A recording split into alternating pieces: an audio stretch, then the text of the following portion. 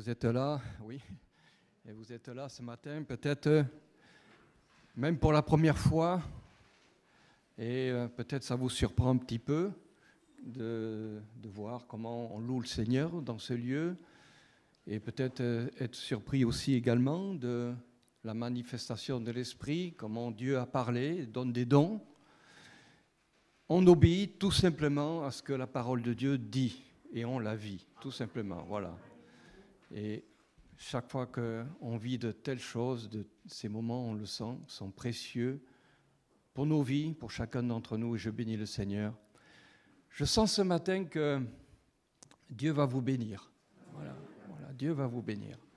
Je sens ce matin quelque chose de très particulier où Dieu va s'adresser à son peuple.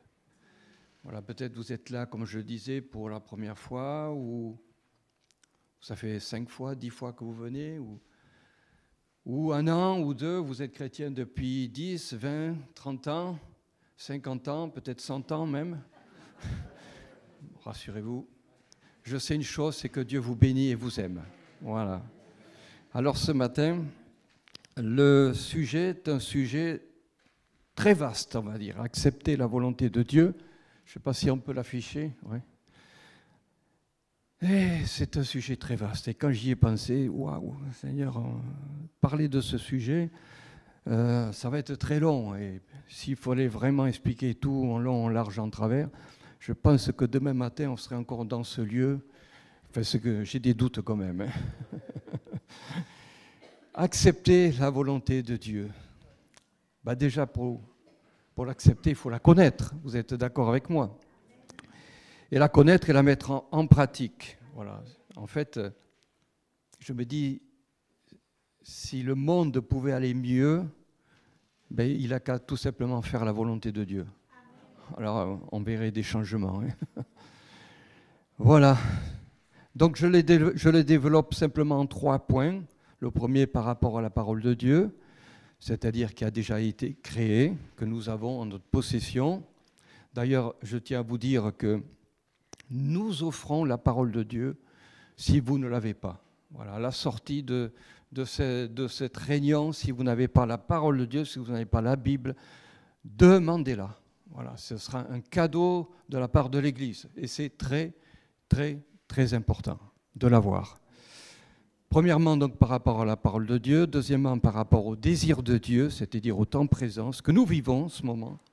Et puis aussi par rapport aux événements futurs. Ce que Dieu a prévu. Donc, premièrement, par rapport à la parole de Dieu, nous avons, c'est vrai, à notre disposition cette parole exceptionnelle pour connaître la volonté de Dieu.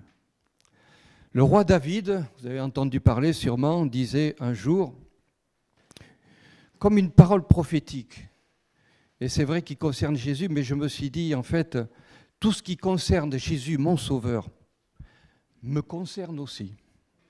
Et vous concerne aussi, par la foi. Au psaume 40, versets 8 à 11, il disait « Alors je dis, voici, je viens avec le rouleau du livre écrit pour moi. Je veux faire ta volonté, mon Dieu, et ta loi est au fond de mon cœur. J'annonce la justice dans une grande assemblée. Voici, je ne ferme pas mes lèvres. Éternel, tu le sais, je ne retiens pas mon cœur, ta justice. Je publie ta vérité, ton salut. Je ne cache pas ta bonté et ta fidélité dans la grande assemblée. » Voyez-vous, ces paroles étaient dites par David, peut-être devant un peuple, et il y avait là un moment solennel où ce peuple était silencieux, hommes, femmes, enfants étaient réunis, et puis David dit ces paroles par l'Esprit. Et il dit quand même des choses tellement intéressantes et précieuses. Un livre écrit pour moi. Il dira, je veux faire ta volonté. Ta loi est au fond de mon cœur. J'annonce, je publie ta vérité. Ton salut,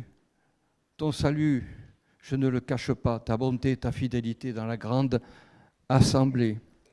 Amen. En fait, cette parole n'est pas simplement désirée par les pasteurs, les prédicateurs que nous pouvons être, les anciens, mais aussi pour chacun de nous. Cette parole est écrite pour chacun de nous si nous voulons connaître la parole de Dieu.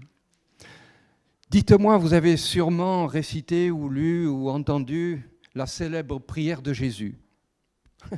Qu'est-ce qu'elle dit?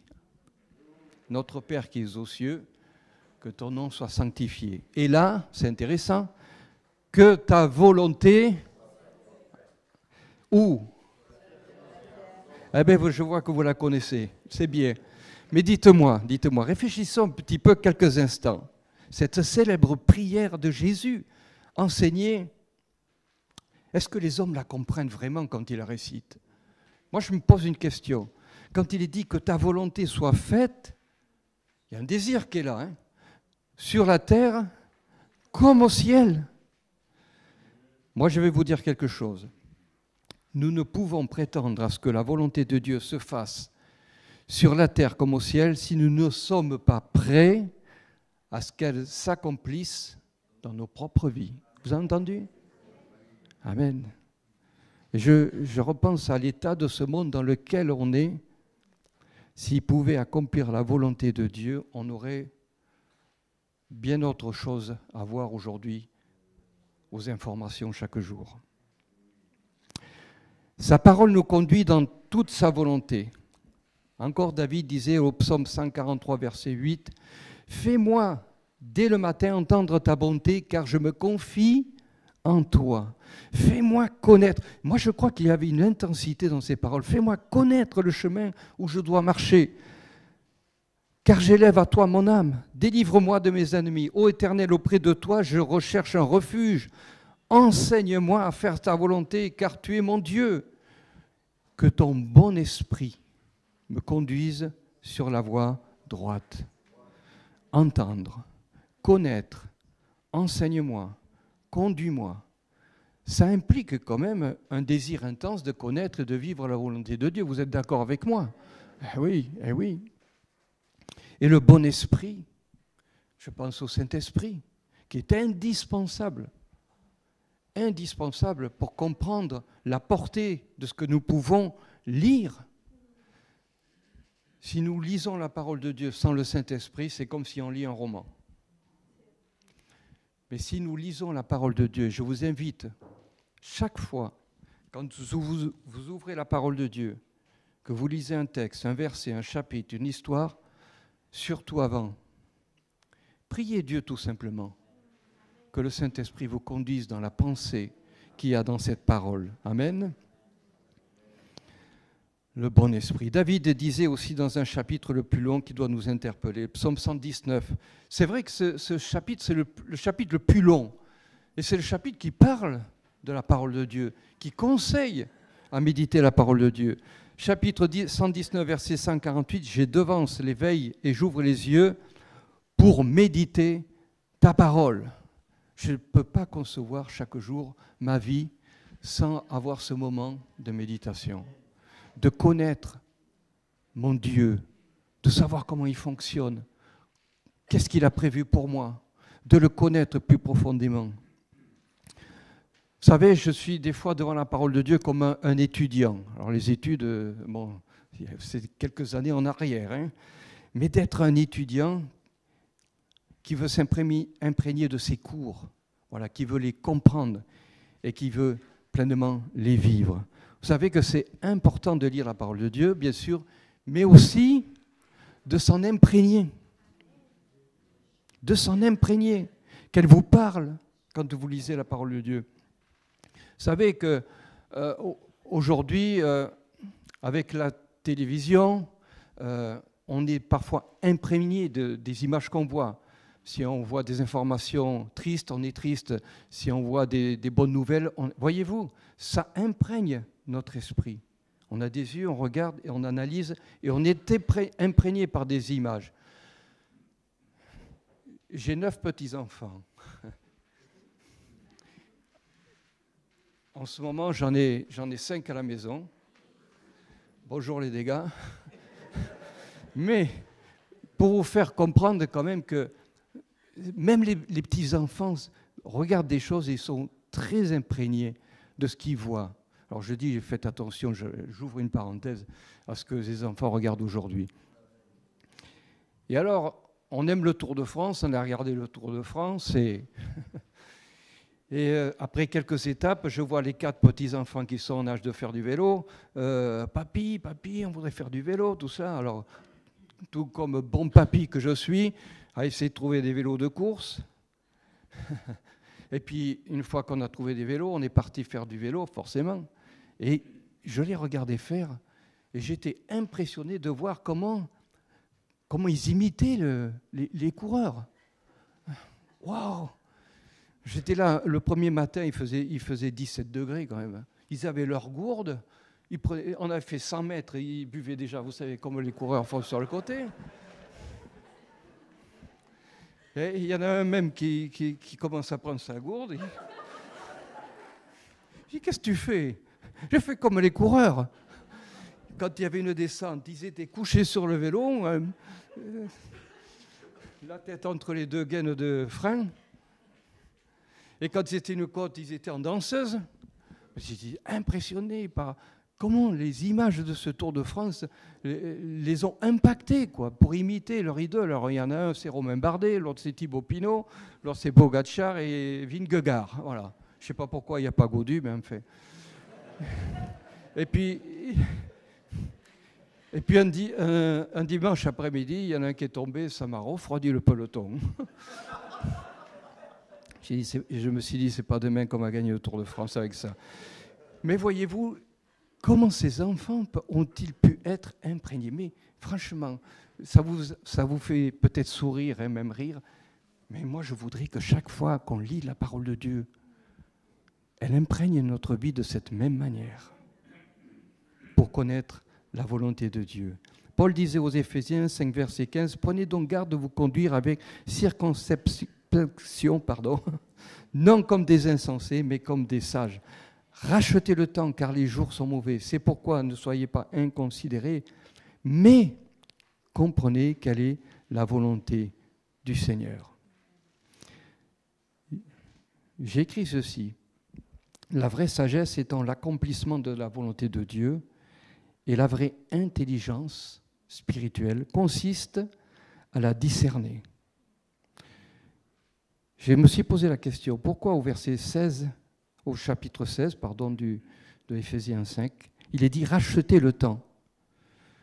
Moi, racheter le temps, pour moi, me pousse littéralement à rechercher chaque matin la volonté de Dieu et à la mettre en pratique.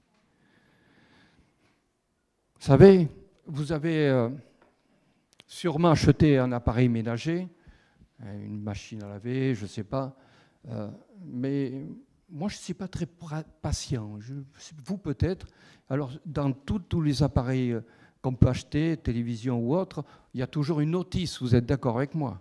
Voilà, donc vous, peut-être vous êtes patient, vous allez lire la notice, bien la comprendre et utiliser. Moi, je n'ai pas toujours cette patience. Ah, mais il faut que ça démarre de suite. Et des fois, on fait des erreurs. Est-ce que vous êtes d'accord? C'est une image. On fait des erreurs. Je dis, c'est la même chose avec la parole de Dieu. C'est la même chose avec la parole de Dieu.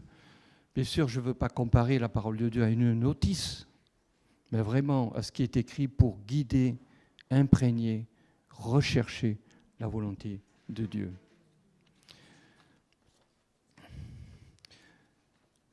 J'ai un témoignage qui est intéressant. C'est le témoignage du beau-père de Marcel Louis. Alors, c'est un collègue Gédéon, voilà, de Toulouse. Et en fait, il avait un beau-père qui n'était pas croyant. Et un jour, il lui avait remis une Bible, voilà, un Nouveau Testament. Et quelque temps plus tard, ce beau-père est décédé. Et quand Marcel Louis donc, nous disait qu'il avait recherché les papiers, etc., les affaires donc, de son beau-père, et tout d'un coup, il est tombé sur un petit livre où il notait tout, et puis il avait lu ceci. Un jour, j'étais dans le jardin public, la Bible entre les mains. J'étais totalement et profondément convaincu de la nécessité de la nouvelle naissance spirituelle. J'ai lu, et ça m'a interpellé, j'ai lu la Bible avec des yeux neufs. J'ai lu la Bible avec des yeux neufs, et il écrit Jésus est devenu mon sauveur. Je peux vous dire que ça a été un sujet de joie pour notre frère Louis, incroyable. Son beau-père est parti sauvé. Amen. Ça réjouit. Mais ça m'a interpellé, lire la Bible avec des yeux neufs, un renouveau, voilà. David disait, je serre ta parole dans mon cœur afin de ne pas pécher contre toi. Amen. Deuxièmement, par rapport au désir de Dieu, dire présent, je repensais à cette parabole des conviés. En quelque sorte, en 2 mots, voilà, Jésus racontait cette parabole. Et vous savez que quand Jésus parle en parabole, ce ne sont pas simplement des images, mais des histoires basées sur la vie de tous les jours des hommes et des femmes. Et il disait, voilà, un jour, un brave homme a voulu inviter des amis et faire un grand banquet. Et il a envoyé ses serviteurs, si vous vous rappelez pour ceux qui connaissent, et les serviteurs donc sont allés chez les invités, et les invités ont dit « Oh mais non, mais moi je ne peux pas, aujourd'hui je marie ma fille, alors je dois aller acheter une Ferrari, etc. Je ne peux pas, quoi. » Et alors les serviteurs sont revenus, ils étaient désolés, mais le maître de la maison aussi. Et le maître de la maison a dit « C'est pas normal, il faut que ma maison soit remplie. » C'est le désir de Dieu encore ce matin. Que la maison de Dieu soit remplie. Je me réjouis ce matin. Alors il leur dit, allez promptement dans les places, dans les rues de la ville, amenez les pauvres, les estropiés, les aveugles, les boiteux. Alors les serviteurs sont partis, ils ont ramené une partie, mais la maison n'était pas encore remplie. Alors qu'est-ce que fait le maître de la maison? Il va dire à leurs serviteurs, vous repartez, vous allez dans les chemins le long des haies, et tout ce que vous trouvez, contraignez-les d'entrer. Pourquoi? Et ça, c'est la volonté de Dieu présent. C'est ça qui m'a attiré. Afin que ma maison soit remplie. Afin que ma maison soit remplie. Vous savez que c'est la volonté de Dieu que tous les hommes soient sauvés. 1 Timothée 2, verset 4. Dieu veut que tous les hommes soient sauvés et parviennent à la connaissance de la vérité. Je vais vous dire quelque chose. Dieu n'a pas changé et ne changera pas dans cette conviction. Dieu veut vous sauver ce matin. La volonté de Dieu, au temps présent, c'est de sauver la personne que vous êtes. Et pourquoi? Parce qu'il vous aime. Et comprendre pourquoi on doit être sauvé, vous êtes d'accord avec moi, on est tous des pécheurs. Bon, moins bon, imparfait, on est tous d'accord. On a péché. Le frère Christian qui a connu disait dans une prédication qu'il n'y a qu'un seul chapitre dans la Bible qu'il n'aime pas. Alors bon, façon de parler bien sûr. Hein. C'est le chapitre 3 de la Genèse. Pourquoi? Parce qu'elle relate la chute de l'homme qui n'a pas accompli la volonté de Dieu. Et vous la connaissez, cette histoire. Adam et Ève, depuis ce jour, le péché est entré dans l'humanité. Franchement, honnêtement, entre vous et moi, quand on regarde le monde aujourd'hui, c'est un monde, vous croyez, parfait? On en est loin. C'est un monde de péché dans lequel nous sommes. Et nous sommes des pécheurs. Et face à cette image, à cette réalité de ce monde, Dieu le voit aussi. Mais son cœur n'a pas changé. Il veut sauver les hommes malgré le péché. C'est pour ça qu'il a envoyé Jésus-Christ. Vous le savez. Il a envoyé Jésus-Christ comme étant la seule solution de salut pour tous les hommes. Parce que Jésus est venu sur cette terre sans péché. Et il a accompli le sacrifice de sa vie sans péché et jusqu'au bout. Si je prêche ce matin, c'est parce que Jésus m'a sauvé. Si je sais qu'il y a une solution pour vous ce matin, c'est parce que Jésus veut vous sauver. Amen, c'est très, très, très important. Jésus disait, Jean 4, verset 34, « Ma nourriture est de faire la volonté de celui qui m'a envoyé et d'accomplir son œuvre. » Et quelle œuvre! Quelle œuvre! Un jour, Satan ramène Jésus dans dans le désert pour le tenter. Et vous savez, ces 3 tentations auxquelles Jésus a résisté. Mais la première, Satan, qui savait que Jésus avait faim, forcément, il était aussi humain, va lui dire, si tu es fils de Dieu, tu vois ces pierres qui sont là, tu les transformes en pain, un bon pain, là, vous savez, ces bonnes baguettes bien françaises, et tu les manges. Jésus, il avait faim. Mais que dit Jésus? L'homme ne vivra pas de pain seulement, mais de toute parole qui vient de Dieu. Amen. Amen. Jésus a accompli la volonté du Père. Et quelle volonté? C'est celle de la croix. Vous savez que quand Jésus était à Gethsémanée, il connaissait déjà la volonté du Père. Et c'est, croyez-moi, c'était une volonté difficile à accepter. Par amour pour vous, chacun de vous ici, dans ce lieu, pour moi. Et quand on y réfléchit, vous connaissez cette histoire, quand il était à Gethsémanée, ce combat qu'il y a eu, intense. Il va s'éloigner, il va prier, il va rechercher. Il disait, mon Père, s'il est possible que cette coupe ne s'éloigne de moi sans que je la boive, mais pourtant, il va ajouter que ta volonté soit faite. Et Jésus a accompli la volonté du Père.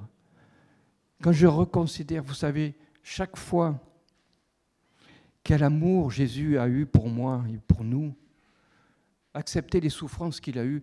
Vous les connaissez, ces souffrances, franchement?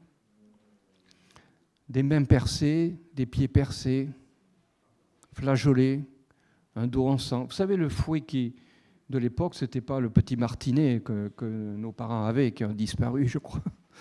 Non, c'était des fouets avec des clous. Et quand on fouettait à l'époque les condamnés, on déchirait la peau sur leur dos. La couronne d'épines, les crachats, les insultes. Il aurait pu mourir plus doucement, je pourrais croire, mais non. Ce sont nos douleurs, ce sont mes douleurs qu'il a apportées. Et s'il y en a un qui peut dire que ce que c'est que la vraie douleur, c'est mon Sauveur. Et il a accompli la volonté du Père par amour pour chacun de vous ce matin. Il n'a pas changé. La volonté de Jésus, c'est de continuer à vous aimer, quels que soient vos choix et vos décisions. De continuer à faire en sorte que le monde connaisse son amour. Que le monde comprenne une chose, c'est qu'il court à sa perte, mais que le don parfait de Jésus-Christ à la croix du Calvaire sauve le monde de l'enfer. Très important, c'est très important. Quelle était la dernière parole de Jésus à la croix? Non. Quelle était la dernière parole de Jésus à la croix? Tout est accompli. Et qu'est-ce qu'il a accompli? La volonté du Père. Amen. Troisièmement, je finis par rapport aux événements à venir.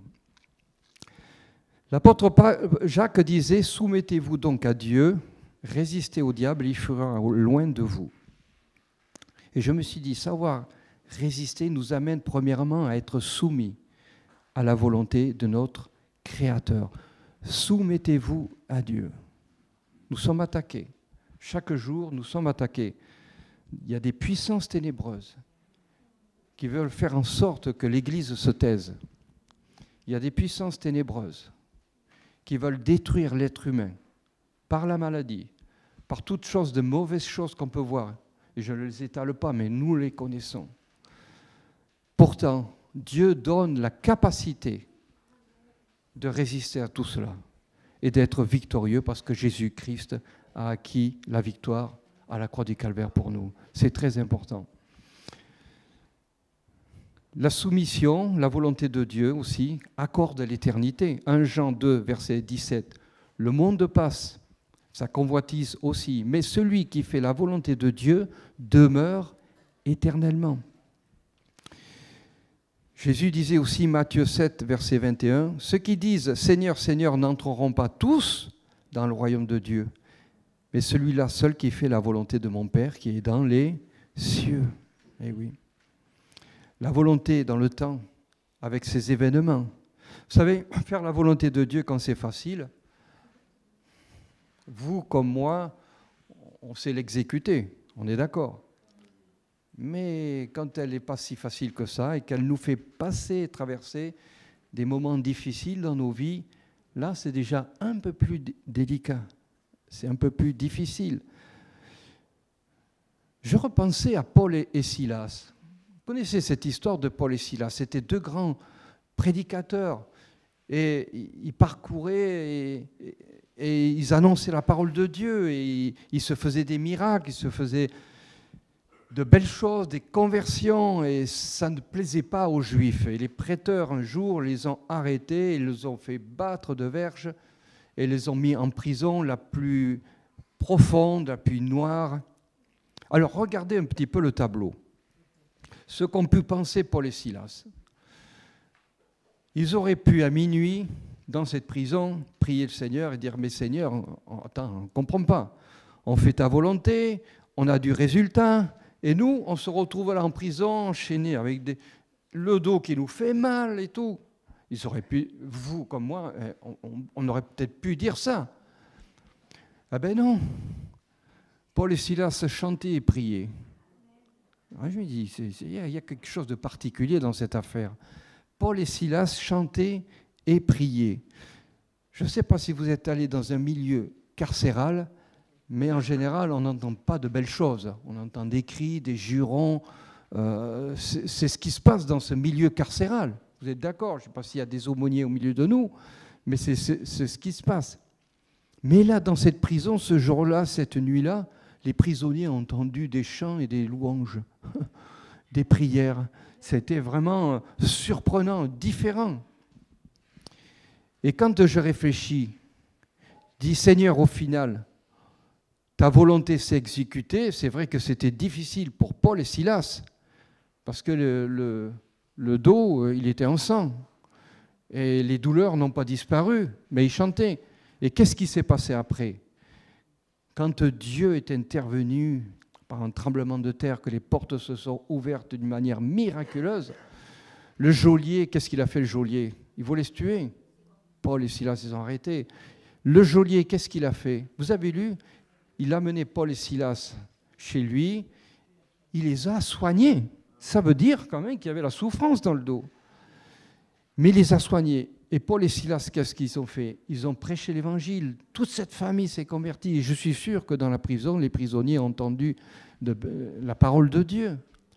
Alors voyez-vous, ce petit parcours, quand même, est intéressant pour nous montrer que des fois, la volonté de Dieu, elle peut se manifester en apparence, c'est dur, mais au final, gloire à Dieu parce qu'il se passe de belles choses. Amen.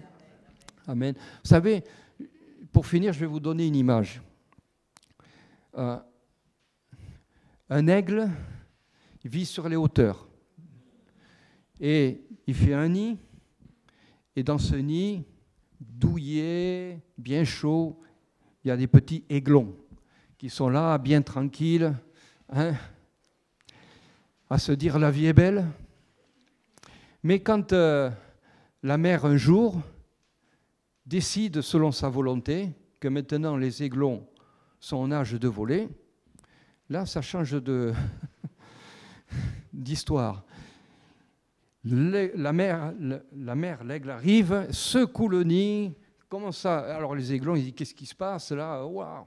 Et puis il commence à prendre un aiglon, et puis il l'amène très haut et le lâche dans la nature, dans les airs bien hauts.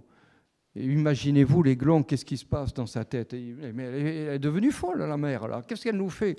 Donc il se remue dans tous les sens et il essaie de se débattre. Forcément, dans sa chute, la mère suit la chute et va se mettre dessous l'aiglon, le rattraper. Elle va remonter une deuxième fois. Et autant de fois que c'est nécessaire, jusqu'à ce que l'aiglon apprenne à voler.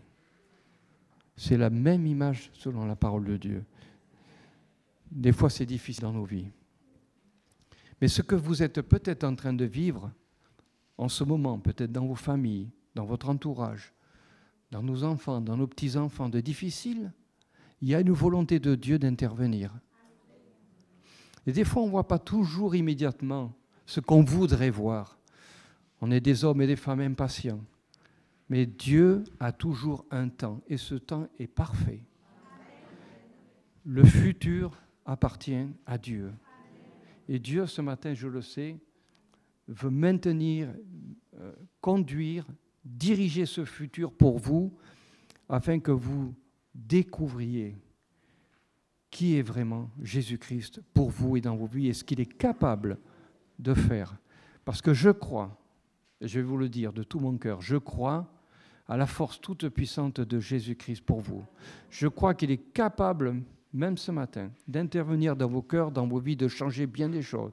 Je sais que dans la semaine, il est capable de vous éclairer dans la méditation personnelle, de vous faire découvrir quelque chose qui va vous réjouir. Durant la dernière guerre, mon père a été prisonnier en Allemagne. Il a fait partie des premiers prisonniers. Et je peux vous imaginer l'inquiétude de la famille. On est tous d'accord, du papa, de la maman. Leur fils part en guerre, plus de nouvelles. Ils entendaient dans le quartier qu'un tel recevait des informations bien tristes, blessé, tué, etc. Et imaginez, c'était dans l'inquiétude. On peut le comprendre. Jusqu'au jour où une lettre est arrivée avec le tampon de la Gestapo. C'était les nouvelles de mon père qui disait à ses parents, « Ne vous inquiétez pas, je suis en vie, je suis déporté, mais ça se passe pas trop mal, ne vous inquiétez pas. » Imaginez la joie des parents quand ils découvrent cette lettre. Cette joie, je voudrais qu'on la découvre chaque fois qu'on lit la parole de Dieu. Je voudrais que cette joie par le Saint-Esprit touche notre cœur, nous inonde, comme si on découvrait chaque matin une superbe bonne nouvelle qui nous encourage tous. Et croyez-moi qu'on a bien besoin. Il y a une parole et une promesse. Ce n'est pas une promesse électorale. Dans Hébreux 10, verset 36, « Car vous avez besoin de persévérance, afin qu'après avoir accompli la volonté de Dieu, vous obteniez ce qui vous est promis. » Dieu donne à celui qui désire, mais qui aussi observe la parole de Dieu, la médite. Et mon souhait, mon immense souhait ce matin pour terminer, c'est Colossiens 1, verset 9. C'est pour cela que nous aussi, depuis le jour où nous en avons été informés, nous ne cessons de prier Dieu pour vous et de demander que vous soyez remplis de la connaissance de sa volonté en toute sagesse et intelligence. Et il est dit bien utiliser en toute sagesse, qui est sa volonté, et l'intelligence que produit le Saint-Esprit. Amen. Avez-vous un désir ce matin d'être d'accord avec ce que j'ai pu partager avec vous ce matin? Est-ce que vous êtes d'accord à faire un acte de foi? Est-ce qu'on peut prier le Seigneur quelques instants? Fermez nos yeux.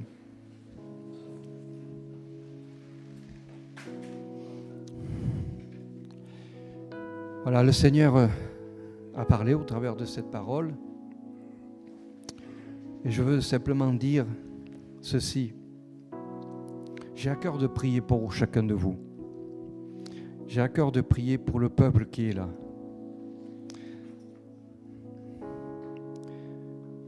Si une personne, plusieurs personnes désirent accepter ce que Dieu a prévu pour vous, alors je vais prier pour vous.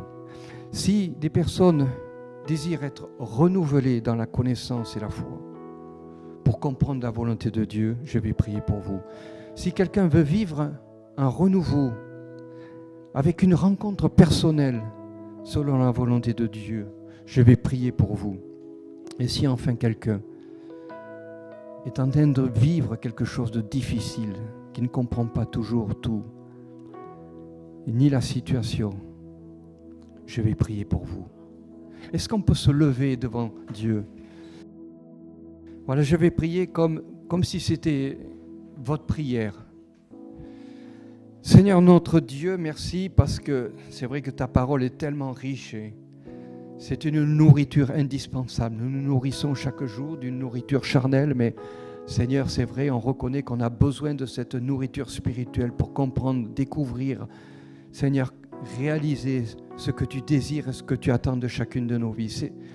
Seigneur, ce matin, je prie pour chacun de ces personnes ici présentes qui ont du mal à accepter ta volonté. Soutiens-les par la foi. Fais-leur du bien maintenant. Pénètre leur cœur au nom de Jésus. Seigneur, je prie pour ceux qui désirent être renouvelés dans la connaissance de ta volonté. Bénis-les. Parle à leur cœur. Édifie, Seigneur, leur vie. Seigneur, je veux prier également pour ceux qui sont peut-être nouveaux et qui ne comprennent pas tout, Seigneur, mais qui sont là, Seigneur, ce matin avec un cœur ouvert. Seigneur, je prie pour eux, parce que pour eux également, tu es mort à la croix du Calvaire. Seigneur, selon ta volonté, tu les bénis, tu les restaures. Seigneur, et même, je sais que s'il y a des malades, tu les guéris. Parce qu'à la croix du Calvaire, tu as tout vaincu. Que ce soit une petite maladie, une grande maladie, tu as tout vaincu, Seigneur. Alors, Seigneur, ce matin, j'ai prié le Dieu de la puissance. J'ai prié Jésus-Christ qui est vivant et qui règne éternellement. Et je sais que tu vas accompagner maintenant chacun d'entre nous, Seigneur, dans un renouveau, Seigneur, dans la méditation de ta parole, Seigneur, et dans la vie de chaque jour, en faisant des expériences que tu as déjà prévues et qui vont, Seigneur, changer la direction de nos vies, Seigneur. Sois béni pour le peuple qui est là, Seigneur. Sois béni pour ta présence. Et je remercie par avance de ce que tu vas faire et réaliser dans les cœurs et dans les vies. Au nom de Jésus. Amen. Amen.